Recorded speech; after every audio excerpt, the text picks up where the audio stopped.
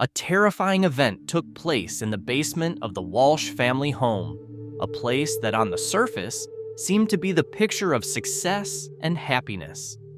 The Walsh family appeared prosperous, living in luxury and able to afford anything they desired. However, few knew what went on behind the closed doors of this grand and beautiful house. Even Anna's own mother, who was close to her, had no idea of the deadly danger her daughter faced. Years earlier, Brian Walsh had managed to win Anna over from her previous husband in a highly unusual way, so much so that Anna and her first husband sought police protection from his harassment and threats. Despite this, Anna eventually left with Brian, and they were married for over 7 years. But what could have happened that led Brian to decide to rid himself of his wife? And what did he do to her? Anna Walsh, born Anna Isaac, who later became known as Anna O'Neill after her first marriage, was born on April 18, 1983, in Belgrade, the capital of Serbia. She spent her childhood in a cultured family with her younger sister. Anna excelled academically, attending the prestigious 5th Belgrade Gymnasium before moving on to Belgrade Research University, Serbia's oldest and largest university. She specialized in foreign languages and earned a master's degree in French language and literature. At 22, with her diploma in hand, Anna sought new opportunities in the United States, with the full support of her family. In 2005, she began her American journey, settling in the U.S. to further her education in hospitality management. She worked in administrative roles at prestigious hotels, including the Inn at Little Washington in Virginia, part of the elite Relais and Chateau Hotel Group. Anna's warmth, approachability, and dedication helped her quickly rise through the ranks, earning respect from her colleagues and supervisors.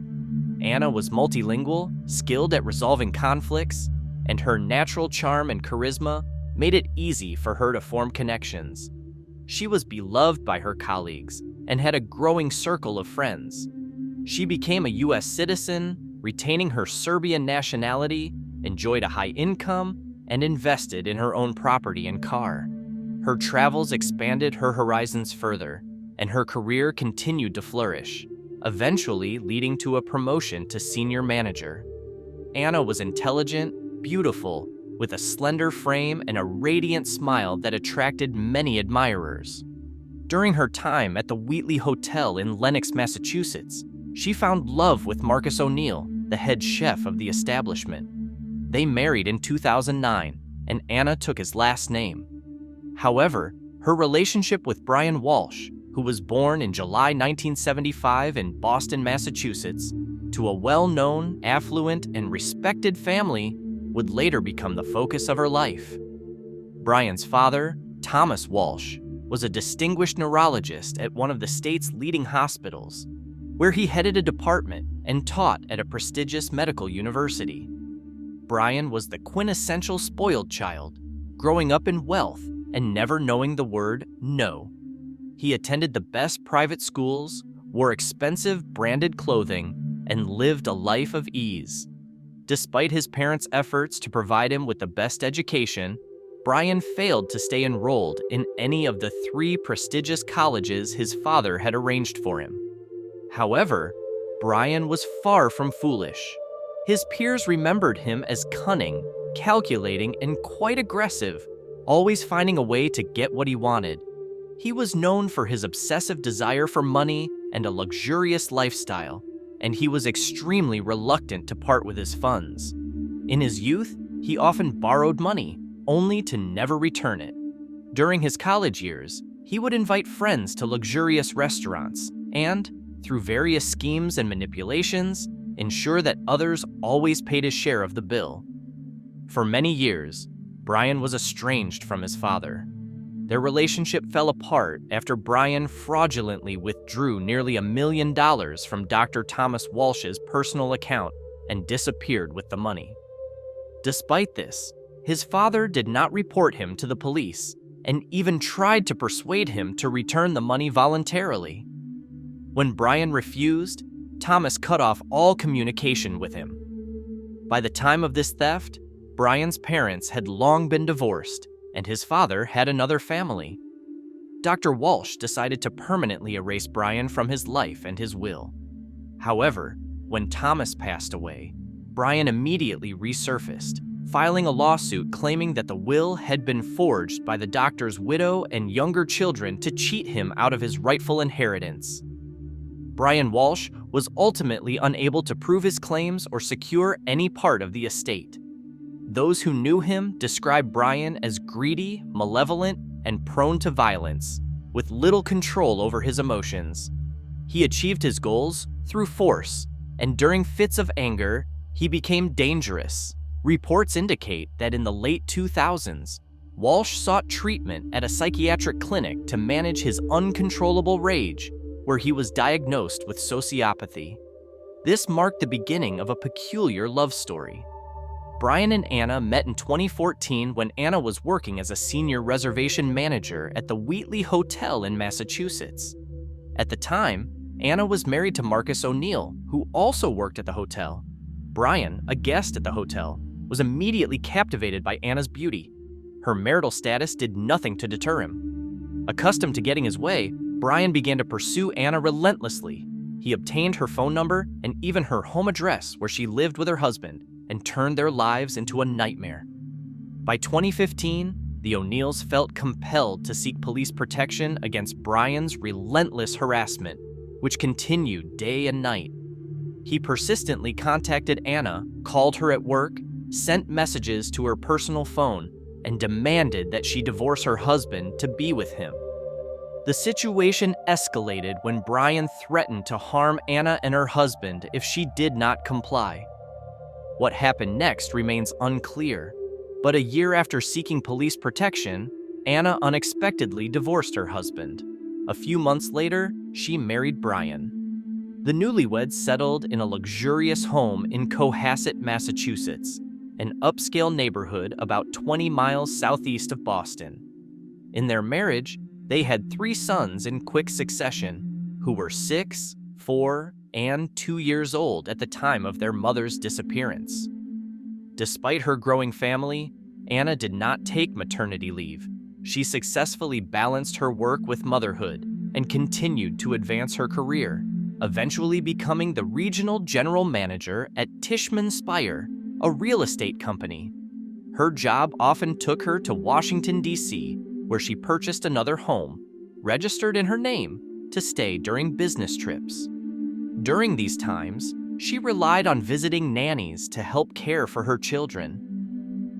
While Anna was expanding their family and building her career, Brian was unemployed. The $1 million he had stolen from his father was dwindling, and everything Anna acquired was wisely registered in her name. Brian, always on the lookout for easy money, remembered a wealthy friend he had made while spending time in South Korea before marrying Anna. This friend's family owned an impressive art collection, and upon Brian's return to the United States, the friend asked for his help in selling several Andy Warhol paintings. Brian saw an opportunity not just to earn a commission, but to make a substantial profit. He had access to a series of abstract paintings by Warhol, collectively titled Shadows. Brian appraised the paintings, obtained the necessary documentation, including authenticity certificates, and then decided to create copies of both the images and the accompanying documents.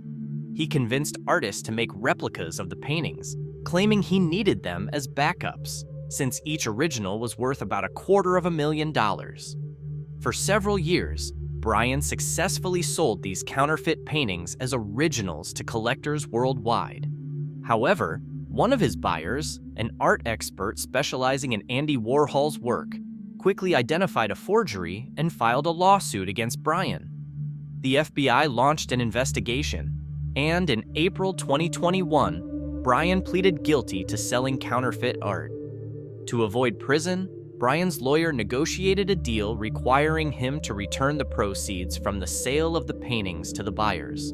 As a result, Brian was placed under house arrest, with his movements significantly restricted. He was allowed to leave his house only twice a day to drive his children to and from school. Additionally, He had 2.5 hours each morning to visit approved locations like stores, pharmacies, and dry cleaners within his area to purchase necessities, as outlined in an official document. The mysterious disappearance of Mrs. Walsh on December 31st, 2020. The Walsh family was preparing to celebrate New Year's Eve together at home. Only the spouses and their 3 young sons were present. The boys, due to their ages, went to bed early, leaving Anna and Brian to spend the evening at the dinner table. On that day, Anna made her final post on social media, sharing her greetings and noting somewhat cryptically that the past year had been challenging, but she and her husband remained united. Anna was scheduled to fly to Washington, D.C. for work on January 3rd, but by January 4th, her employer, Tishman Speyer, reported her missing to the police. She had failed to show up for work, missed closing an important deal, and her phone had been unreachable for several days. Separately, Brian also reported her missing, expressing concern that he had been unable to contact her for several days. According to Brian, he last saw Anna on the morning of January 1st. He claimed she woke him early, saying there were issues at work and that her boss had requested her to come in earlier than planned. Brian believed she left for the airport with only a few belongings. However, inconsistencies in the case quickly emerged. Firstly, Anna hadn't purchased, changed, or reserved a flight for January 1st, nor had she canceled her flight scheduled for January 3rd. Secondly, she didn't appear at the airport on either January 1st or 3rd. Thirdly, her personal car was still in the garage, and she hadn't called for a taxi. Brian suggested she might have hitchhiked, but this theory seemed far-fetched. His statements and behavior raised many questions. Despite not being able to contact the mother of his children for more than 3 days, he only reported her missing on the 4th day and only after her workplace had called. From the start, Brian Walsh was considered a primary suspect, but law enforcement initially lacked sufficient grounds for his arrest or a warrant to search their family home. They conducted only a cursory inspection with Brian's permission, which yielded nothing. Brian claimed he had been living normally during those 3 days, visiting stores and taking care of household chores. However, verifying his claims proved difficult as he often left his phone behind, claiming his older children frequently took it to play games. On January 5th, the police made a public appeal on television, displaying Anna's photo and asking anyone with information about her whereabouts to contact them immediately. Yet, no witnesses came forward. The last known calls Anna made were to her mother and sister on December 31st, making Brian the last known person to have seen her. Surveillance footage from the neighborhood offered no leads. Anna wasn't captured on any cameras on the morning of January 1st, as if she had never left her home. On the other hand, Brian was recorded leaving and returning several times, but it was impossible to determine his destinations. His claim of a supermarket visit was debunked when it was found that his vehicle wasn't seen on any footage en route, nor was he spotted in the store. It wasn't until later in January that Brian was arrested for providing false statements and taken in for questioning. His home was finally searched in depth. It was revealed that on January 1st, he had gone to a hardware store in a different area, not on the list of approved locations he could visit under his house arrest conditions. There, he spent nearly $500 on a significant quantity of cleaning supplies, plastic sheeting, duct tape, a mop with a bucket, and utility rags. He paid in cash, presumably hoping his visit would go unnoticed.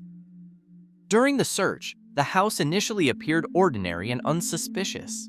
Everything was in its place, with no signs of struggle or bloodstains detected. However, when law enforcement descended into the basement, they found a gruesome scene. Smeared bloodstains were visible throughout the area, and among the old clutter, a bloodied knife and saw wrapped in towels were hidden. Previously, Brian had admitted that on January 3rd, he visited his mother's home on the other side of town, claiming he had violated his house arrest conditions because his mother needed help due to her deteriorating health. But after the grim discoveries in the basement, police suspected that on his way, Brian might have disposed of evidence or even parts of his wife's body. All the trash bins in the area where the Walsh family lived, as well as those along the route to his mother's house, were inspected. These searches yielded results, including the discovery of a kitchen hatchet with traces of dried blood and several blood-stained towels similar to those found in the Walsh basement.